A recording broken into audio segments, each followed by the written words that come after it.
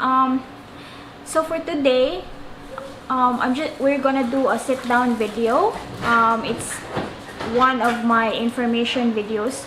Like, I'm sorry, my dogs are running around, so I'm distracted.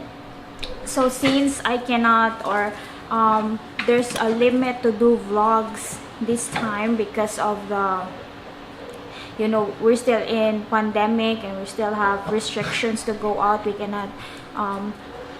cannot travel yet. We cannot go in recreations area. So I mean, we can go, but there's still a lot of restrictions. So we choose to stay home para na din to be safe. So this video will be for people who needed this information. This would be the topic that I'm gonna talk about in this video is about our big ticket expenses while living here in the Philippines. Yeah, because I know there's a lot of videos already on YouTube about this topic, but I was just thinking that not everybody is the same. So if you're someone who needed this information, like if you are planning to move to the Philippines, especially if you want to move in the city, this would be another input for you. So I want my husband to be here to talk to you guys with me. So I'm gonna find my husband first.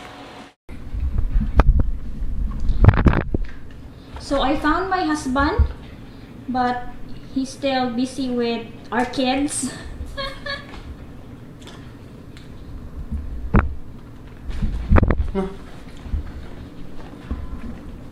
Do you guys need something? Jesus. So our dogs are here. Is it a bit dark? Is it dark? We're dark because there's no light coming through. Turn that light on.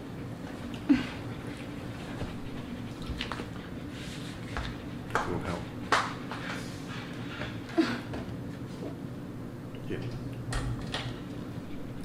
It's made a bit different. Is that better? Yeah, that's better. I'm a bit dark, but it's fine. So yeah, guys, to start this, I want to give you a bit of a background. So we've been living in the Philippines for 6 years. 6 years. For 6 years. So over 6 years, our expenses has changed, of course, because we've from the help me with my English, darling. We started to rent when we start living here, so that's another part of the it evolves, you know. Rent is a big, was a big part. Yeah, of when we monthly first expenses. yeah, when we first Probably the single biggest. Well, it is the single biggest monthly expense. yeah, so but now it's changed because we bought a house, and so what we're gonna talk is our expenses in this present time, the big ticket expenses. So I think the first biggest expense for us in a month is our grocery. Yes. For monthly basis, the biggest expenses is the groceries. Yeah. And the beers.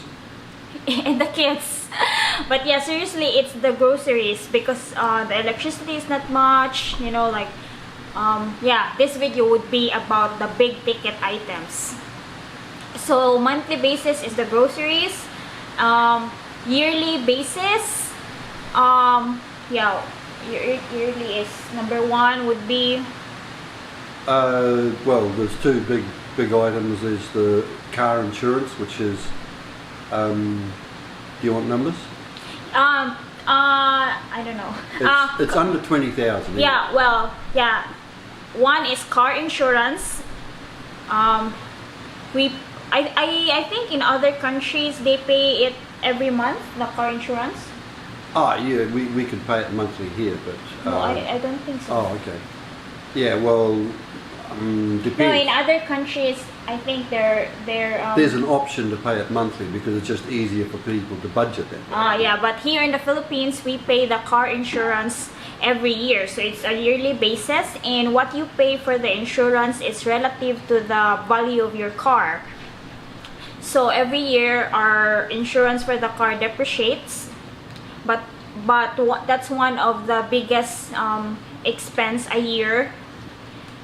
The car insurance. Next is the House insurance. house insurance. Which is about the same. About Yeah. the same cost. Yeah, and also the value of your insurance is relative to the cost of your house, or the, what do you call that? Yeah, it depends what you value your house at. Yeah, what and you pay value. pay the premium accordingly. It's the same anywhere else. Yeah. Yeah, and then I think the third expense would be the visa cost for you, because of course we consider that an expense. Yeah. It's still relatively big compared to other expenses. It's the visa. Well, before we got married, he used to come here in the Philippines. No, he lives here, but he is holding a tourist visa, which we need to extend every 60 days. Yeah, so we extend his visa every 60 days, and that costs a bit of money. If the, what do you call that, the ACR card is not included, it's less. But if at the time you have to renew the ACR card, it will cost around 7,000. So see, that's also a bit of expense, right? Yeah, if you have to renew your visa all the time, it can get quite expensive over a year. Yeah, and then after that, because now he is doing his residence visa, but still that's big ticket expense for a year, because we have to do it in 2 years, in a matter of 2 years, the visa. Because the first year you have to do the probationary visa, which you have to pay around 12. Yeah, around 12,000. Yeah, it was a bit more than that, but yeah, I think it was closer to 15 all up. I think we paid 11,500 for the visa alone. Yeah, but then there's NBI clearance and blah blah blah. Yeah, there's other costs associated with it. Yeah, and then after the probationary, you have to renew. That's the time you get your permanent, which also costs another money, around the same amount. Yeah, about the same amount. Yeah, around the same amount. So basically, that's just the biggest expense that we incur monthly basis and annually.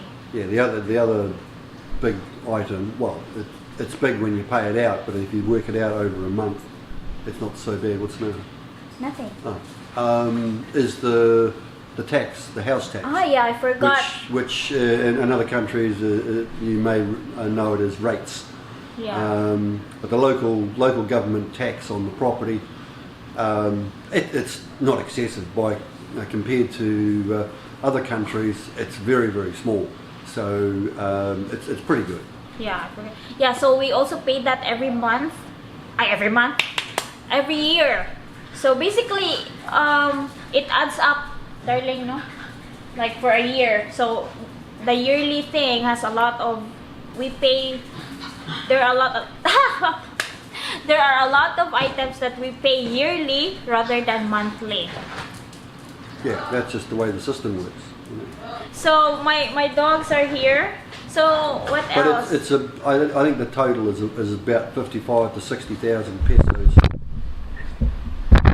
a year for everything outside of like living expenses. You know, that's the car insurance, the registration, the house insurance, the tax. Yeah, it all comes to about 55,000. You look at their hands. Yeah, 60,000. Yeah. Yeah, so around like 60K a year yearly. That's the big ticket items. Because before, when we were renting, of course, the rent would add up to that, right? Like, that's one of the biggest cost a month. Oh, it's the single biggest cost each month here is the rent. But because we're not paying rent anymore, we're not paying any mortgage, we only have to pay the tax.